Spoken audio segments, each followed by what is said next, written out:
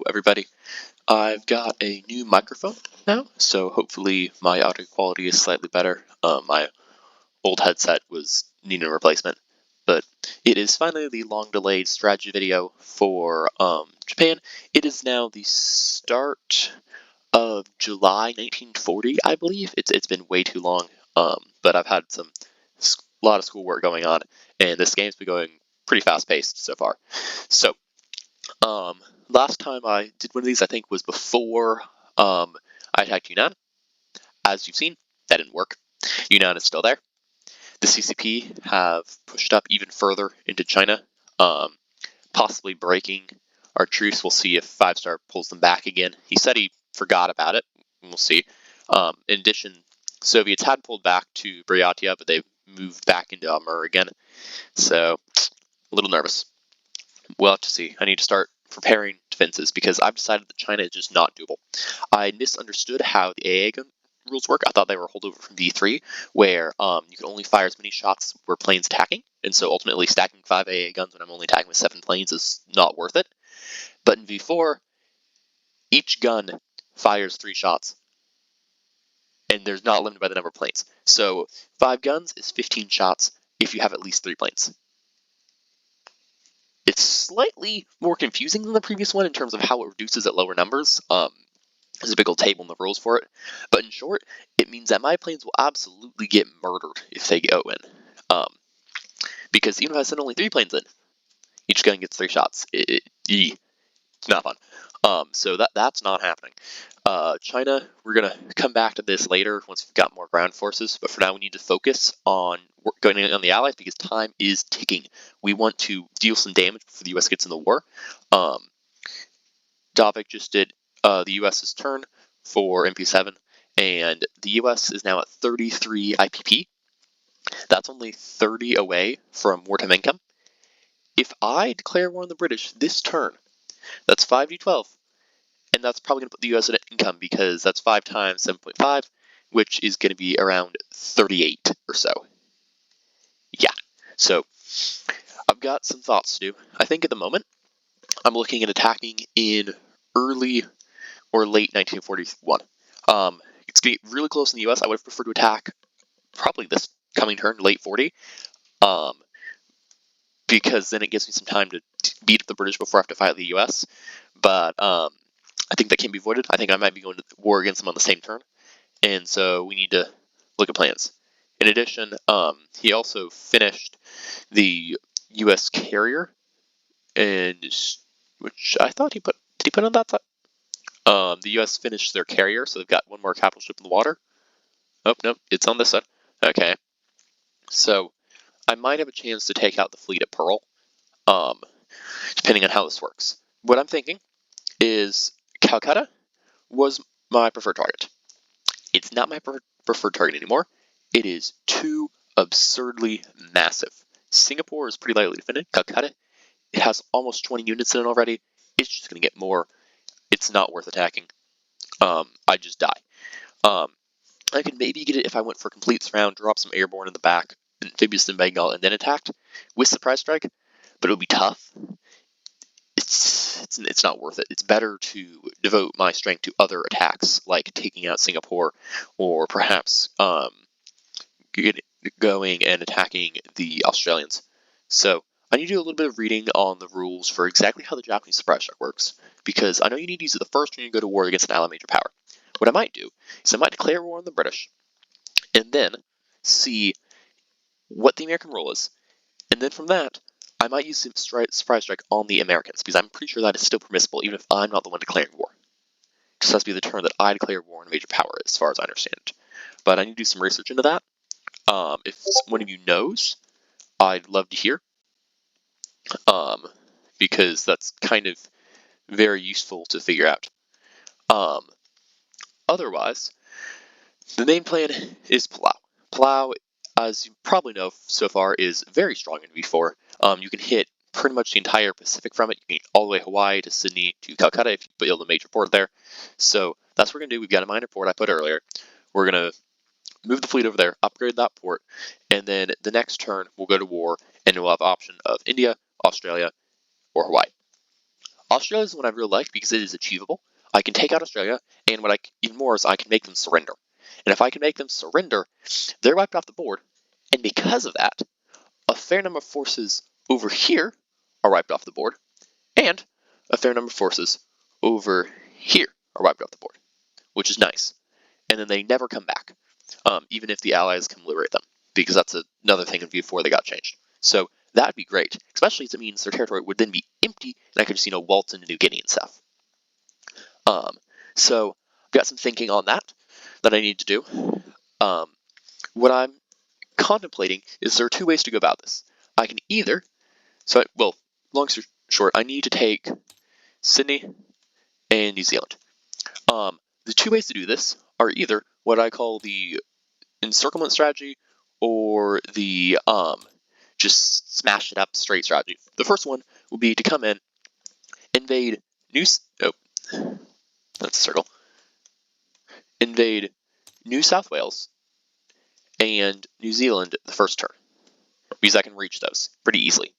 To get New South Wales, I think I would need to use my surprise strike unless I wanted to send in just Marines, which would limit me from options over with the US, but that's doable. Then the rest of my forces would have invaded Celebes, New Guinea, perhaps some of these islands out here, and then they all converge in amphib on Sydney after surrounding the city. The main reason we're doing this is because this airbase right here is very important, because if you don't go ahead and damage that airbase, you can't surround the city, which makes Calcutta, without an airbase, so much easier to surround than Sydney or Hong Kong, both of which have air bases, unfortunately.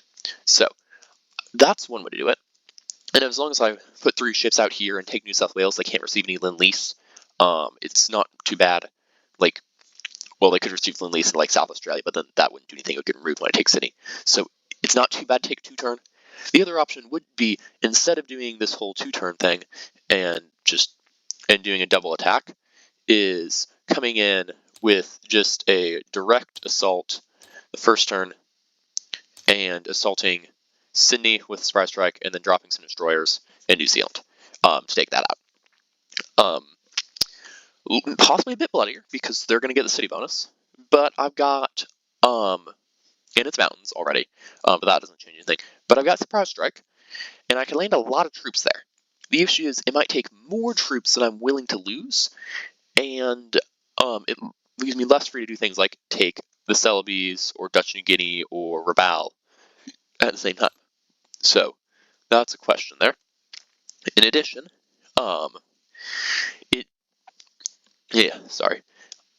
does mean, what was I going to say? Air power. Air power is much harder to get down there. I don't think I can get any air power in on that initial turn unless I park my fleet down carriers right here, which isn't very, sneaky. I'd like to keep the British guessing by forcing them to not move force out of Calcutta. One complicating factor could be this little Anzac transport over here. We don't know what it's doing. Me and Jinx have had some thoughts. One of the somewhat crazy things about it is it is it is within range of the Germans with this battle cruiser. It can just go 1, 2, 3, kill this transport, and it's gone. It wouldn't have to raid. It would get to raid on the Australian line, but that line is not very worthwhile anyway, and the submarine up here is already raiding it on both of these. So we could see that. Part of me wants to have Jinx leave it alive, because currently it's not doing us any damage here. This transport is much better to be hanging out here than in the Atlantic. And what I possibly see doing is going 1, 2 to Anzac this turn. And then what do we do the turn before I launch the attack is the question. It could either, the way I see it, take some forces from here, drop them in New Zealand, which would be annoying because it would force me to spread out my attacks some more. But it would reduce the main force in Sydney, which I think is what Jinx believes is more likely, and I think it's very possible. I also wondering if it was going to send some forces up to Malaya, especially if I'm not already in Palau, because in that it can get there by strategic naval move 1, 2, 3, 4, 5. I don't believe Britain actually has enough to strat move it, so we'd have to see. But the other thing it could we also see doing is coming up and reinforcing New Guinea or something. But it's out here, it's open. We decided that it can't escape us even if we don't kill it this turn, because it can go 1, 2 over here. There's nowhere to go into port. Up here, there's still nowhere to go into port. Nowhere to go into port. It can go into port in southern Australia.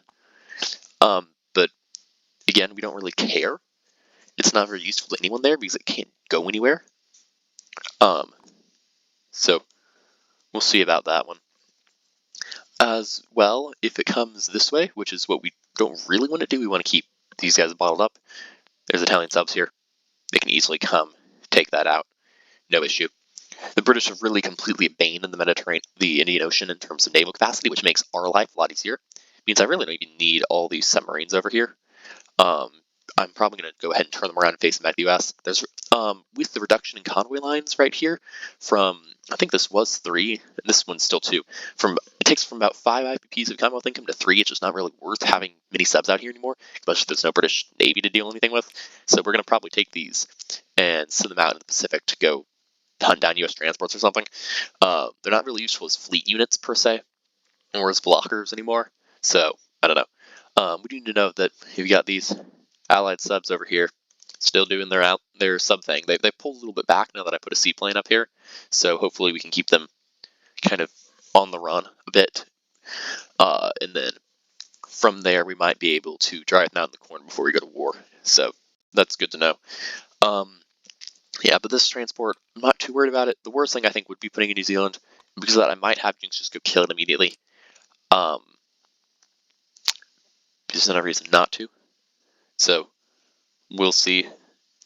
I think there's not really good reason to leave it alive other than keeping the battle cruiser in a better position. But I think that's fine because there's not really we thought it might be a trap, but there's nothing in range, and they can't get any Lend-Lease off before the German turn would come again, and they could move. So I don't see the option here.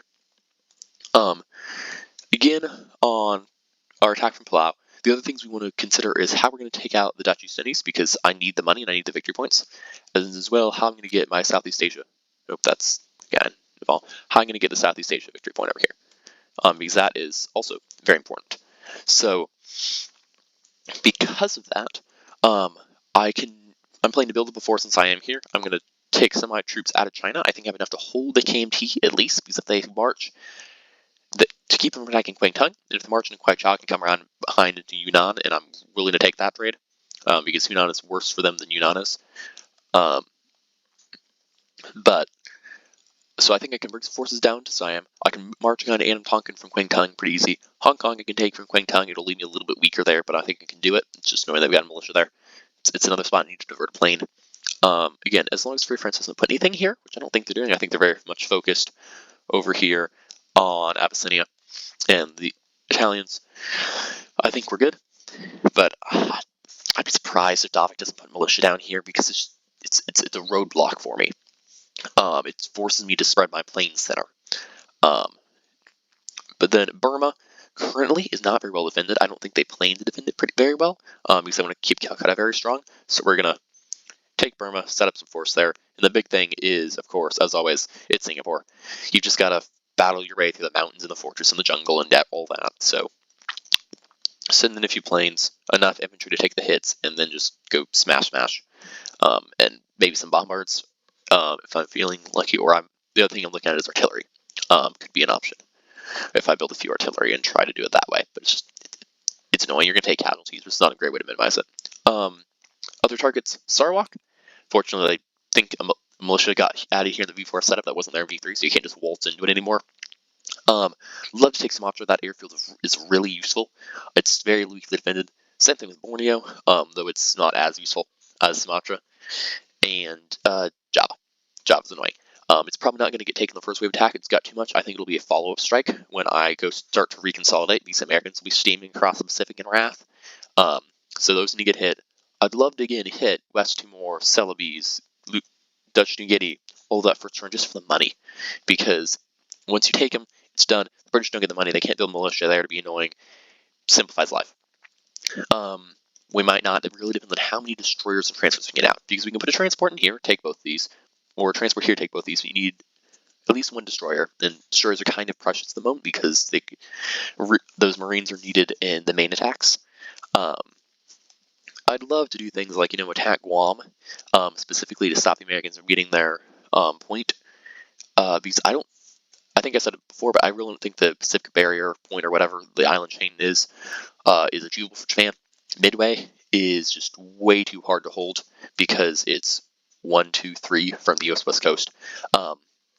If I had my way in V4, there'd be an extra sea zone right here off the U.S. coast. They split this into 2 sea zones, which I liked, but I think they should have split it into 3 because it really should be just as far from Japan to Hawaii as it is from the U.S. to Hawaii, or more accurately, Japan to Midway, U.S. to Midway, because Japan Midway is currently 1, 2, 3.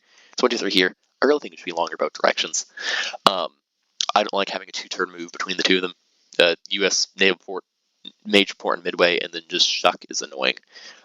Really annoying because in World War II, it never was a realistic option for either side to invade the other out of Midway. The U.S. can even get to the West Coast without taking Hawaii at minimum, and then even then it was just too far to launch an attack. Same thing, the Americans had to go take closer bases before they could launch attacks in Japan because it's too far to stage a operation without a closer support base. Even Operation Torch, which is often considered a very impressive amphibious invasion because some of the forces embarked directly from the U.S. East Coast to invade Morocco, had a local support base in Gibraltar. You need those local support bases to keep up resupply and maintain air power and such. So I don't like that you can do this whole invasion thing. I really think there should be some different rules about how invasions work, but hey, this one lets me invade Australia. I'll take it for now. But we have to be really careful about that because the US has no incentive to come south here. They need to come across. It means Midway is very undefensible. I'm never getting that point. However, what I can do is I can just build up on Guam and keep them from getting the point themselves, which I think is probably the right thing to do here. Don't overcommit and try and take Midway.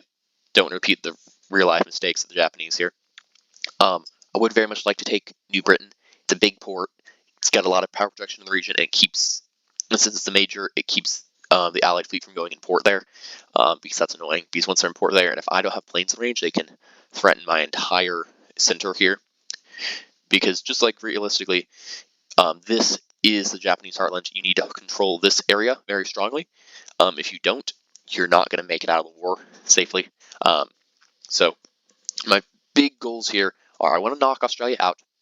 I want to secure my heartland, and then I want to find a way to deal with the Americans. That one's last on the list because I don't know how the rules are going to turn out.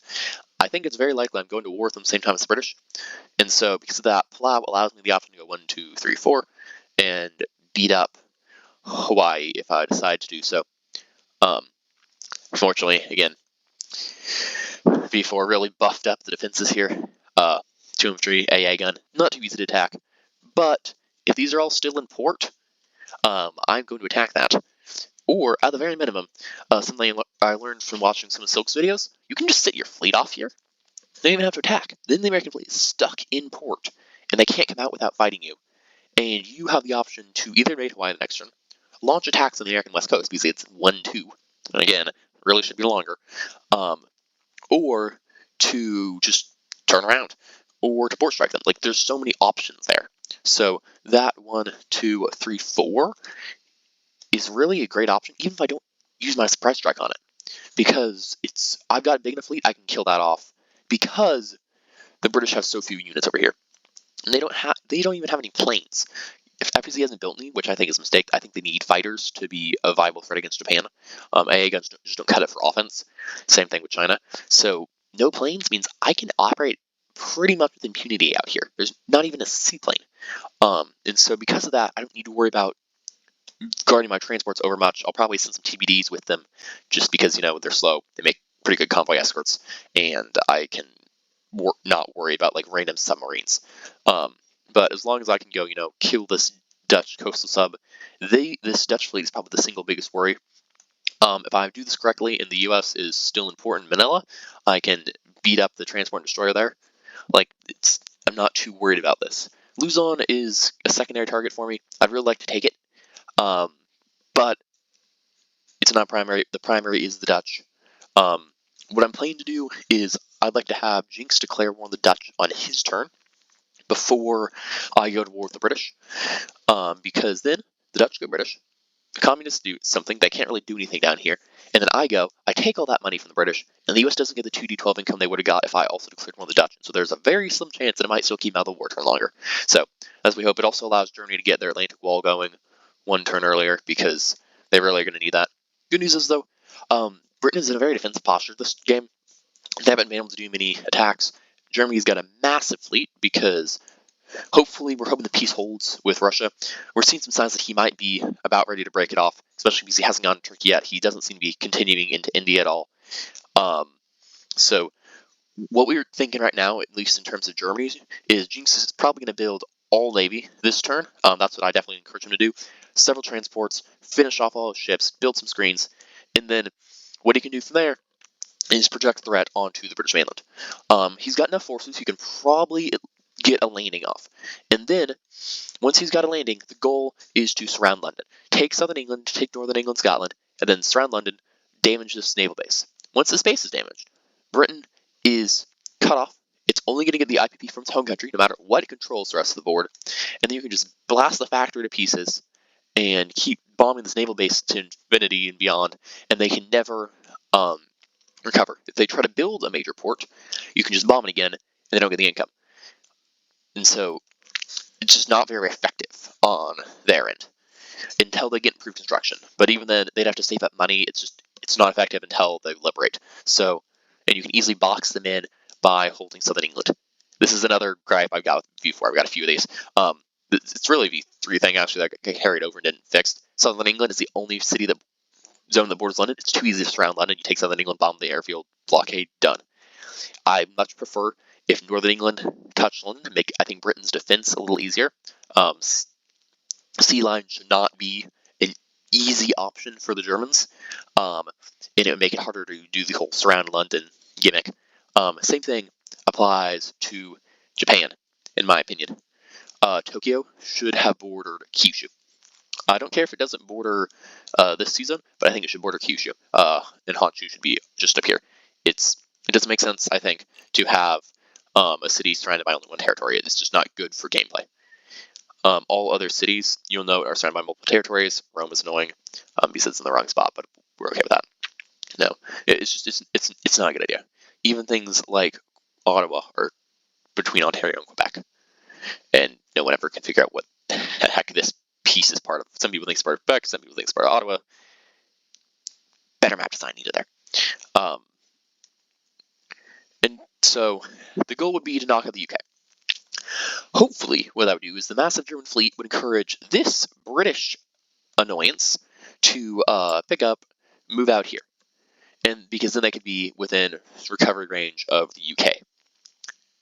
What that would do is that would then open the Italians up, who are sitting right over where's the tech? Right over here to go 1, 2, 3, and come in here, and then from there they can possibly invade Gibraltar, which isn't that well defended unless these guys go into port, which would be nigh impregnable. In that case, they can retake Sardinia. There's no allied ships in the Mediterranean, which is a bonus. They could come in and take Malta, and then go into port there. Like they have in Tripoli, just because the British are far enough away now. There's options. It takes a lot of pressure off them. The other option is the British split their fleet, say leave one fleet here and send the other fleet up there to reinforce the UK. That would then allow the Italians to come take out this fleet and cut out the British fleet. The main thing is we want the British fleet stuck in the Atlantic because ultimately Allied fleets in the Atlantic are their least useful. To maximize your fleet distribution as the Allies, you really want transports in the Atlantic, some destroyers in the Atlantic, and perhaps a few bombarding ships. You want as little in the Mediterranean as possible, until you take. You want as little in the Mediterranean as possible long term. Just again, same for the Atlantic, but short term, you concentrate all your fleet there. You smash Italy and then you spread it. Because hopefully, if you're playing it right, you smashed Italy up, they have no fleet left, and you can sail the entire Allied main battle fleet, all your cruisers, all your capital ships, most of your carriers, because hopefully you only need 1 or 2 at that point to clean up subs because you've got Radar and ASW, into the Indian Ocean, park them off India or Aden, and then Japan can't attack them without completely exposing themselves to the Americans by getting way too far out of position out here, and can't leave to go fight the Americans because they would instantly lose all of Southeast Asia because Aden is such an overpowered port. But yeah, you want your main battle fleet in the Indian Ocean to fight the Axis main battle fleet because ultimately Germany can build a fleet. Italy has a fleet, but they can't build a fleet, and it's easy to take theirs out. Germany can build a fleet, but only at the cost of Russia. And so when Russia's playing a pretty normal game, which 5-star is not really, he's being very nice to us, which we're taking, is just going to get steamrolled. They're going to lose these 2 points. Russia's going to win. If Germany builds a fleet, it's just not really an option. And even if Germany does build a fleet, it's pretty easy to defend the UK. Currently, he's doing a decent job with that. I don't think he's doing the best. I think he's got too many militia for my tastes. He's got some more anti-aircraft guns now. He didn't have as many previously, but I think he's doing okay. I'd stick a coastal gun on here already, but I don't know why he hasn't. But yeah, UK's pretty easy to defend, especially if you've got a decent air force. So you're not too worried about that. Your main purpose of your fleet is to go smash up the Japanese fleet, and then once you're done with that, you can come back and use it for amphibious assaults. But if we force the Allies to put their main battle fleets in the Atlantic, the US is already there, so they have to stay to come liberate England. The British have to stay to come liberate England. It keeps them from going around and then being annoying to me over here, which gives me more range to do all those things that fleet's meant to do, like going to take land, because land wins the war ultimately, except for the battleship building race that is GW36. But good news is I've got improved construction this turn, hopefully, or next turn, hopefully, assuming the dice don't die on me again. And then I can just start pumping out battleships at $4 a turn for a long time, and then I'll switch over to heavy battleships once I get that at $6 a turn, and just keep pumping those out for a long time. And then hopefully if I build 2 of those a turn, it'll kill my economy, but it'll give me the point, and the US will be terrified of the fleet. So that's the goal with that, is just pump out at least 1 capital ship turn, maybe 2. So the US can't get big. I don't remember what their fleet objective is called, big blue fleet or something like that. Can't get their fleet objective, and even if I don't get mine, I still can stop them from getting theirs and force them to sink so much and come to this. Germany's doing better. Main issue is I gotta get the points. Japan is the carrier of the Axis. There's just so many more points available to them. There's 1 here, 2 here, 3 with GW36, 4, possibly 5, 6 in Nanking. There's so many points here as opposed to Germany, who can get 1, 2, 3, but Atlantic Wall is really hard. Civil War 4. Big problem is 5, 6. Their biggest point is Barbarossa, it's Lebensraum, but 3 Soviet cities. That is really hard to hold a long game unless you just kill the Soviets completely, because the Soviets are either out here or they're right here. There's not really an in-between as far as I've seen. You don't ever stop the Soviets on the edge. And so half your German points are bound up in that. It's hard. Same thing with Fortress Europe. It's really hard to keep all those because the Americans get the final say. And 1 transport into Normandy is all it takes. So Germany it's very hard to keep up point scoring with the Axis, and don't even talk to me about Italy. The best they can do is 3. Africa is very hard. It's not worth it. Italy really got neutered in the V4 point rework. But so Japan's got to make the points. And so I don't think I can get kicked out of this game unless I get real lucky against the Americans and have time to turn my income to just shucking troops down into Southeast Asia and just pushing across on land and take it 44 or something. But hopefully we won the game. We have won the game in that case. Otherwise, I need to establish some defenses, hold the Americans off, and hopefully keep Sydney if I take it. But the main question, now that I've waffled on for almost 30 minutes, is how do I do this initial attack? I'm going to walk you through what I'm thinking so far. What I'm probably doing this turn is I'm taking the 2nd fleet. We're going to drop down here to Siam with a full transport load of everything. We're going to send all these transports down here. We're going to stack Siam with basically an entire invasion force. It's like 15 units. It will leave 41st a little weak, but I want the KMT to make a move. If they make a move out, I don't think they can attack Queentung. I don't think they'll have the forces for that, especially when I reinforce it a bit with my air force. probably worried for. We'll have to see. I'll have to run the numbers a little bit because I don't want to lose planes unnecessarily to the AA stack. I want the Air Force to be the we can't take it anyway. Even if he loses Air Force, now if he does take it, we will absolutely be shredded. Not we can attack. He has to put it to the Air Force, and we can kill some of it. It'll be a Pyrrhic victory. We don't want that. So we'll have to see if I keep the Air Force in or not. But the goal is to put as many forces in Siam as possible. Freak out the British, who think they are about to get smacked in Calcutta, or well, problem is Italy's been a little bit too successful over here. Normally, from here you can hit Egypt if you're on either side of Siam, but not really happening at the moment because Italy owns Egypt. There's nothing in here that they can't do, and so hopefully it'll worry the British a little bit. We'll get some impromptu building of forces here, and hopefully it distracts them from Australia. Because each turn they notice I'm going for Australia is another turn that more defenses can be poured in there. More U.S. Lend-Lease goes to ANZAC instead of FEC. That's the whole thing. So what we do then is then we come the next turn, what I'm going to call turn 2 of this strategy, is we're going to come up here, we're going to go 1, 2, 3 into Palau. The issue is some of those transports will have trouble making it. Most of them I think will have to go just 1, 2 to Palau. We won't be able to do a perfect shuck. But the goal will be to take a full invasion force.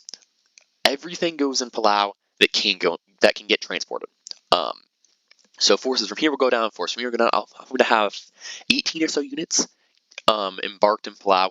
We're going to build a major port that turn, and from there we can threaten the entire Pacific. Meanwhile, hopefully we'll have less some forces in Siam. We'll swing back through Kwangtung to pick up more forces on the way. We'll build some forces in Siam. Hopefully we'll have enough in Siam to launch all 1, 2, 3, 4 land attacks without needing the fleet to come back over here because that really reduces their options. And then there will be lead enough in China. So the main thing is we'll have one army here in China holding off the KMT. Hopefully the CCP keep their promise and are hiding back in Shanghai. If they're not, we're in for a much bigger hurt, and we may not be able to take off Australia. Hopefully we'll have enough in Siam to take these 4. We don't really need too much to do that. It's probably going to be our weakest army, but I'd like to have enough that I can divert planes to other tasks. And then this fleet will be here to either attack Australia or come back to Calcutta if they've weakened Calcutta by marching into Bengal, or to attack the U.S. The planes will stack the carriers with tacticals. Fighters will probably all come down here to Siam because it's such a really good airfield. But then, once we're there, the next turn is the attack. This is where it starts getting messy. Assuming a 2-turn attack, I've got these airbornes. I'm probably going to, airborne into Sumatra. We'll probably send an airborne into Borneo. Again, so we can just easily take these. Another option is sending airborne from Siam, because I'll base them there, 1, 2, 1, 2, 3 into Celebes. Or 1, 2, 3 into Java. Java's not as likely, but I can drop in Celebes and Borneo. Perhaps Borneo, as long as I get a plane in. 1, 2, 3. Yeah, I should send a carrier. You'd have to get in the carrier. But then take those with airborne. Maybe Bengal's another option with an airborne, but anything that goes there is going to get murdered by the death stat coming out of Calcutta.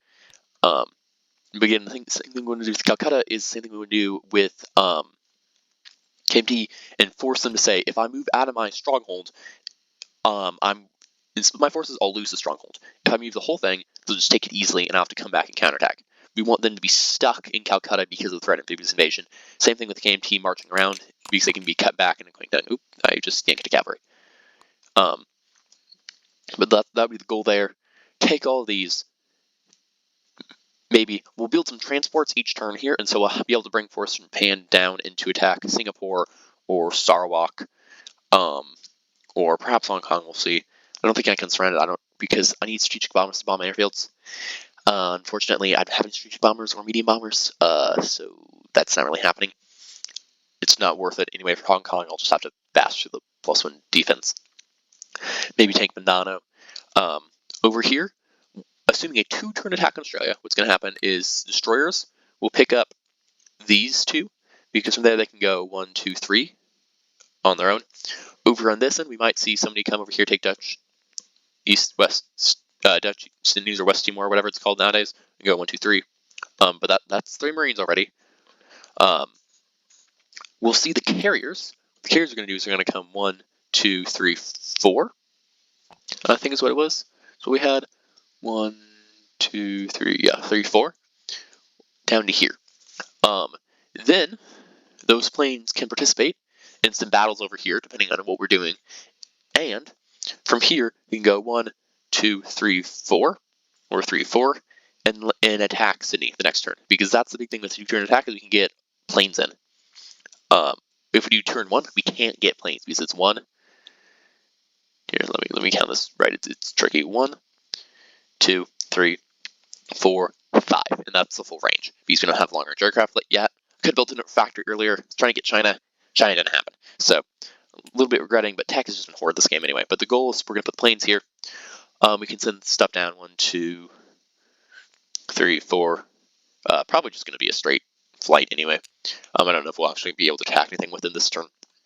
Most of the planes there, because it also allows us to go up here and attack Calcutta again if the need arises, or if Sydney doesn't look like it's going to fall, we can attack Java.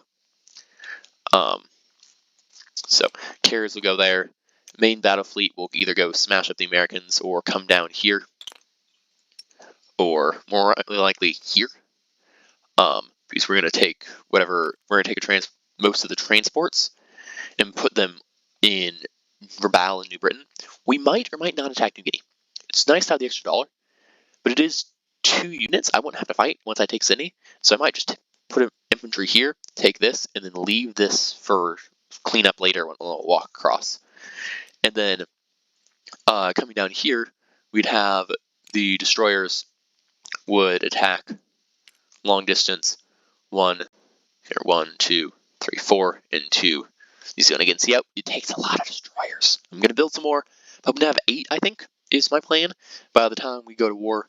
But they're really valuable. Destroyers and Marines, you can't have enough of them as Japan. So the goal would be take New Zealand, take some of the forces over here, take these, and then you can collapse. Transports can go 1, 2, 3 from Rabaul. Destroyers can come over right here. Carriers can come over from right there. This destroyer can come over from right here.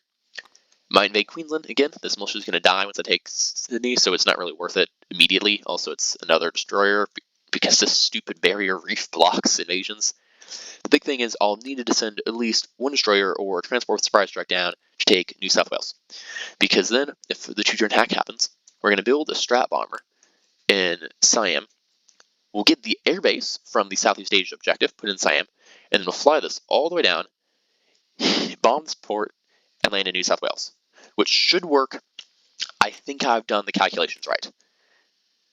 If it doesn't work, what I'm going to need to do is I'm going to need to buy a strat bomber return earlier, land it in Carolines, and then send it south. But that's kind of a waste of a strat bomber because that money could be better served in more forces going towards the Dutch. If it doesn't work, we might not see a 2-turn attack on Sydney. Yeah. So, we'll see. But, let's see, 1, 2, 3, 4, 5, 6, 7, 8. I thought I counted out. I'll have to do that again off camera. This is already getting really long. Good news is my internet upload speed is slightly better now than it used to be. We got some upgrades in the area, so we'll hope that's okay. Yeah, that's the main thing. We'll see what the American fleet does. That might send this main fleet off somewhere else instead of bombarding because its main role is a bombarding fleet. There's not really much else for it to do immediately other than like maybe go beat up some port destroyers. But that could be what we see. It would need surprise strike to get the battleships over because it's 1, 2, 3, 4. So we might same thing from New Britain, but unfortunately New Britain only the cruisers could reach because it's again 1, 2, 3, 4, and we lost the surprise strike already. Could even put it in Carolines, but then if I wanted to attack Australia, the battleships can't get down there. So it's like it really depends on what the U.S. role is. I think I'm probably going to end up attacking Pearl that turn, and so we'll see how that goes. U.S. roles these next 2 turns could have an impact. In terms of builds, I haven't laid them out But I've got a screenshot I took earlier when I was talking with Jinx that I'm going to pull up for reference, and I'll tell you about them.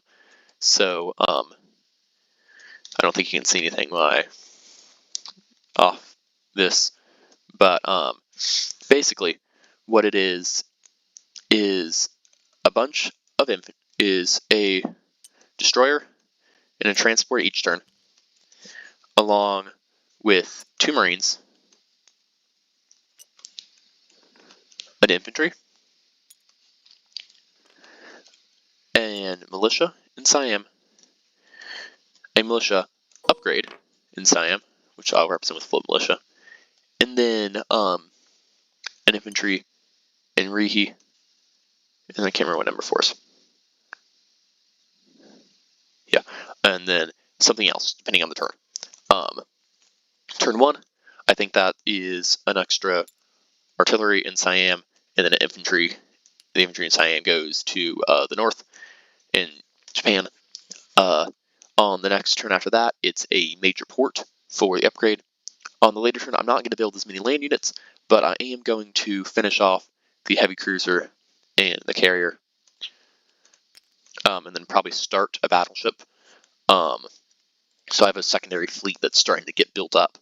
While my main fleet is off in Australia, but that's kind of my building strategy. I just also should really zoom in on this for you. We'll see how it goes. Yeah, we would again buy the strategic bomber. On that turn we attack for an Australia double strike, but that really depends on if the Australia double strike happens. Yeah, I think it's gonna go okay. Germany's got a big fleet that's about to come out. I've got a fleet that I can build up. If I build a destroyer and transport each turn, that's an initial 6 units I can transport out. Starting by the time I attack, I think I'm set up for it. We'll see how well this goes. I've got a lot of options as Japanese, almost too many options, one might say.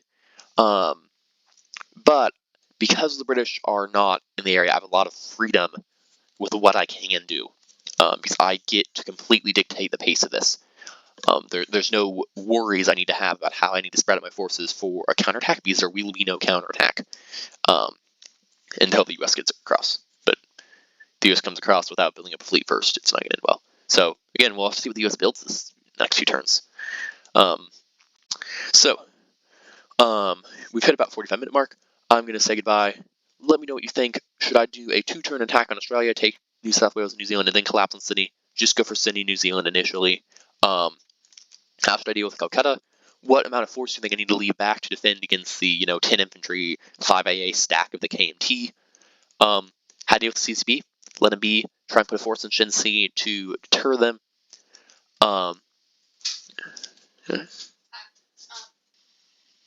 Alright, sorry, you'll just notice a cut there. My sister came in. She had some questions for me. But what should I do with Soviets?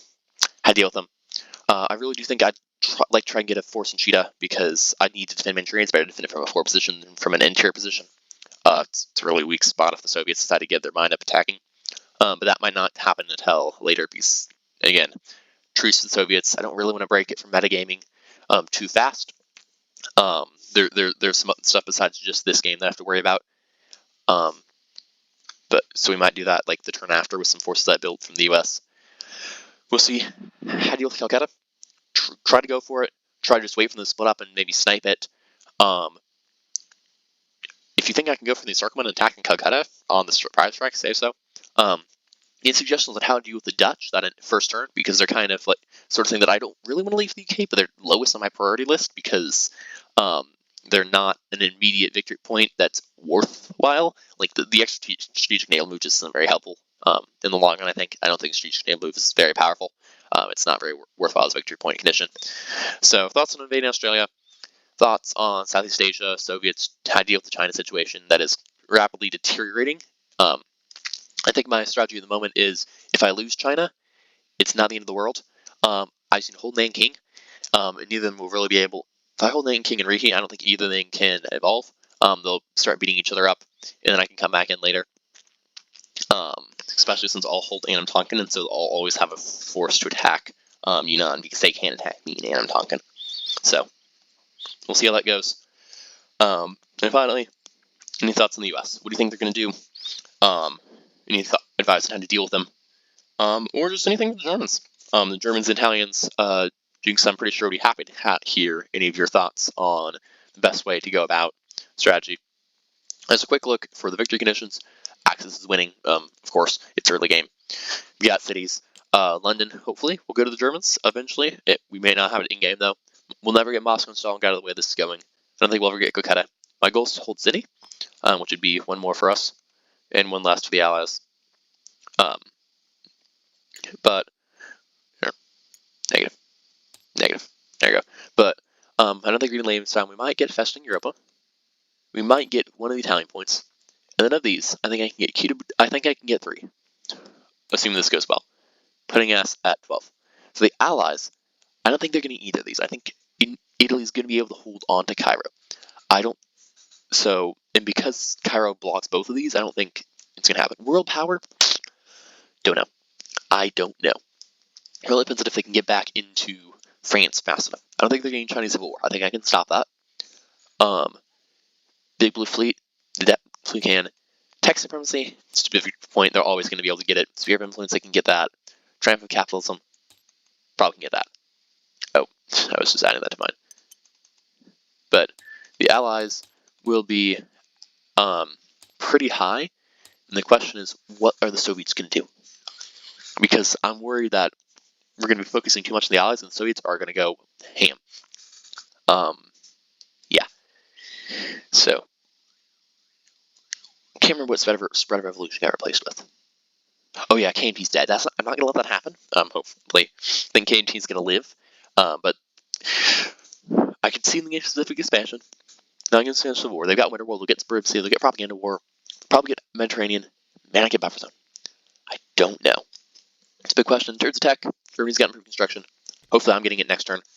Use is close to jets, but that's not really a powerful tech per se. It's strong, but it's expensive, and so I can work against it. Rockets is useless. They see for the point. Logistics, nice, but not helpful. Street bombers, a little worrying. Don't like long-range aircraft. Don't like that one. Germany's close to advanced subs, which is good. Because Britons are about to get radar and ASW, which isn't good. Italy's still stuck in improved construction. So it's going to improve factories, advanced artillery. Like, that's all not great. In terms of income at the moment, the US is at 33. So they've just passed me in income, if not actual income, because I've got bonuses. So again, we need to attack quick. So currently, Axis income is at 129. Allied income is at 170. I think it's now up at like 83 or something. So they're catching up. Common turn. This is actually reflecting they're on like 47. Depends on how you count the bonuses. But so we got the advantage already, but I don't know if we're gonna hold it. We'll have to see. They're all full income. Italy's doing okay. It could do a little better, but it's doing about as good as it can in circumstances. Britain is collecting a fair amount of income, but they're getting smashed every single turn by the convoy raids, so it's not paying off, I don't think. And the Soviets the wild card, as they always are. So we're going to be the counter of July 40. It's turn 9. Hopefully we attack July 41, and then we got a few turns before we start seeing the end of the game. So we'll see how this goes. Thank you all for watching, and the next video will be Jinx out with the German turn for Operation Hats, and this is the end of my strategy video. Bye.